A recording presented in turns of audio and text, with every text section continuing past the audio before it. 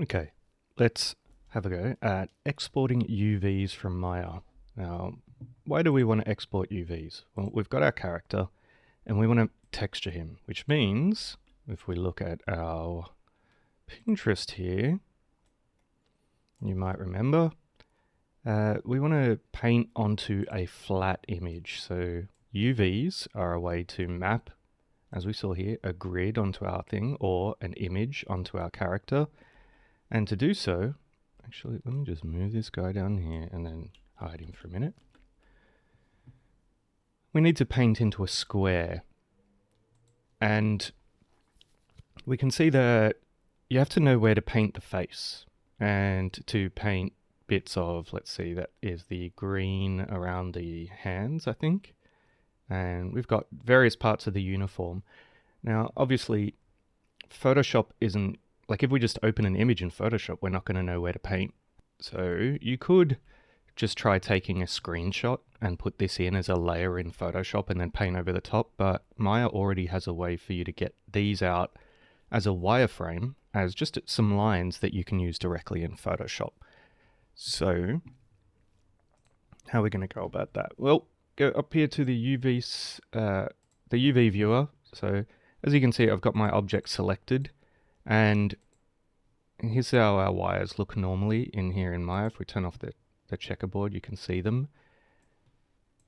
And I want to UV shell select all of them, right? So I want to be able to export these. Now, you might go looking for file export or something, but awkwardly, it's under image and UV snapshot.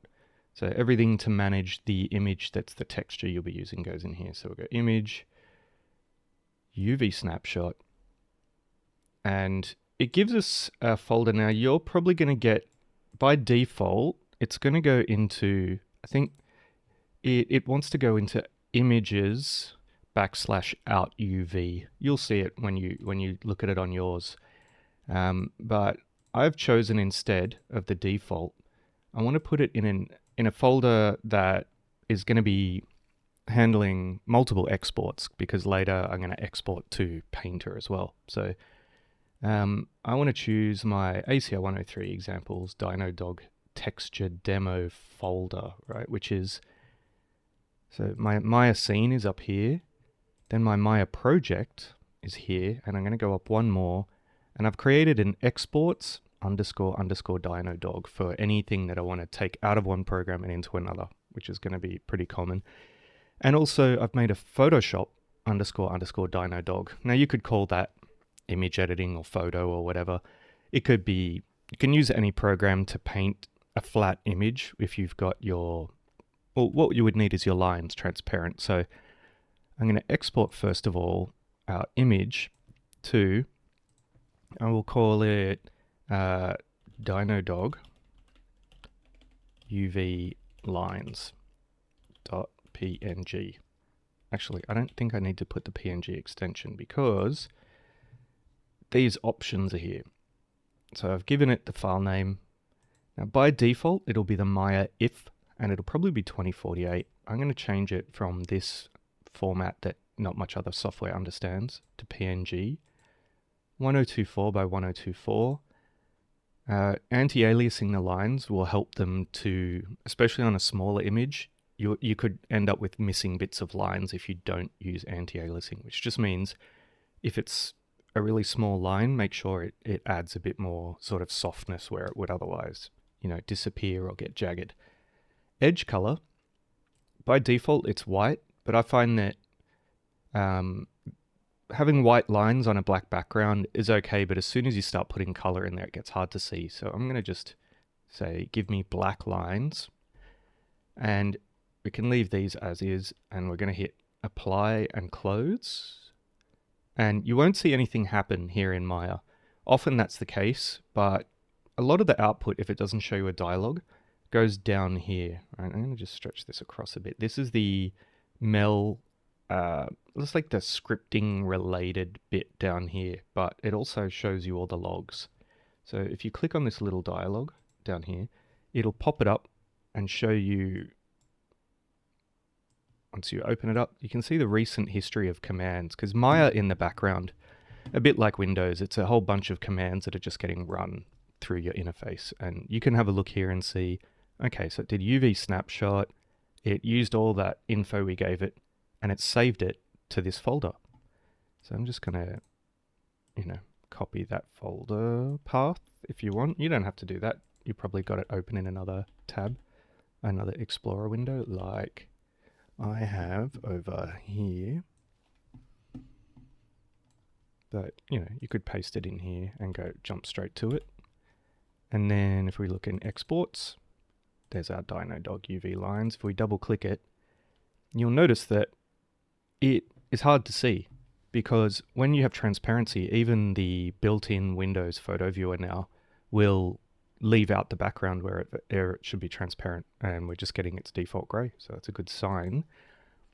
If we want to edit it, we need Photoshop or something similar. So you could use Critter, whatever, GIMP, whatever your favorite image editing program is, as long as you can work with transparent PNGs and paint images. So I'm going to grab this and just drag it into Photoshop, and there's our guy. So you can see, if we zoom in, see how the lines, might be a bit hard for you to see there, but see how the lines have got all these little faded bits and soft bits? That's all the anti-aliasing added in so that the lines appear smooth and easy to follow and paint around. So by default, Photoshop uses this checkerboard as the background. We want to put in another layer of just flat color behind it so we can see what we're doing, and then finally start painting our texture. So as soon as you add more than one layer, you want to start giving things names. So I'm going to call this UV lines. I'm going to create a new layer, which unfortunately goes above it, so I have to drag it under it, and I'm going to call this flat background, which I'm just going to fill with like a medium gray. So you can see over here I've got my color dialog, and I just go edit, fill foreground color. So you've got all these options. You just want to fill it with the foreground color and hit OK. And if you haven't accidentally filled in your UV lines layer, you've now got two layers. So this can be turned on and off, and so can this. Now we're going to create one more layer in between, and for now I'm just going to call this texture. You might end up making multiple layers in here, like maybe for the eyes or whatever else, so you can work on things separately. But I'm just going to call it texture to be quick. And you can simply start painting with one of your paint brushes if you want. I'm going to quickly look at the concept. So remember, for you guys, I want you to use different colors from, other references that I've provided in the assessment page on ACR 103 on Notion. But I'm just going to use these real quick so that we can see the process. So you can either pick a simple Photoshop brush, like hard, round, pressure, opacity, and flow. These are just some of the general ones. These are also the same thing that comes up if you click over here. And you can just start painting. Or you can choose the lasso tool and use that to draw a big old area around all the skin. And just fill it in. And you can see with the lasso tool, nowadays with Photoshop, it shows you a paint bucket. So you can just click there and go fill with foreground color. But that's the same as doing it just from up here. So we've got a green section. These are this is me deliberately making my UVs not great, because I don't want to just give you guys something to copy instead of having to think about how to lay out your UVs. But they will do the job for now. Hopefully you noticed that they're bad.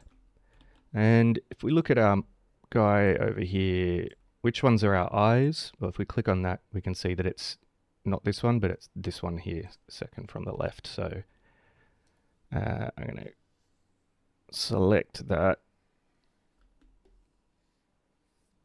and fill it with some yellow orange.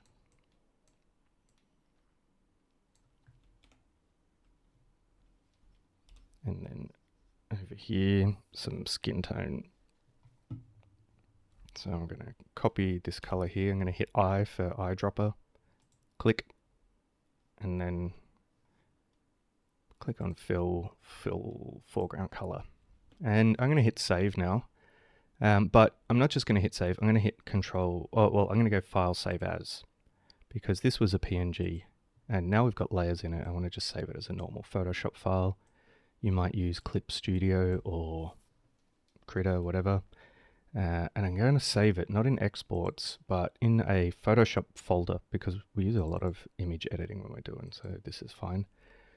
Dinodog, and I'm just going to call it Dinodog texture for now. We won't get into what type of texture or anything. It's just, it's important not to stress the name too much, but also not to just, call it blah or picture.psd. You'll think of a better name in a minute once you get a bit further, but that will do for now. Okay, now we have a PSD. So first thing that we realize is, and if you turn off your lines, hooray, look at that. That's the beginning of our texture. And if we look at things like this, you can see that, yeah, that's the sort of thing we want to create. Now, how do we see it on the model? I'm going to show you that one next. So I'm just going to save this PSD one more time and see you in the next video.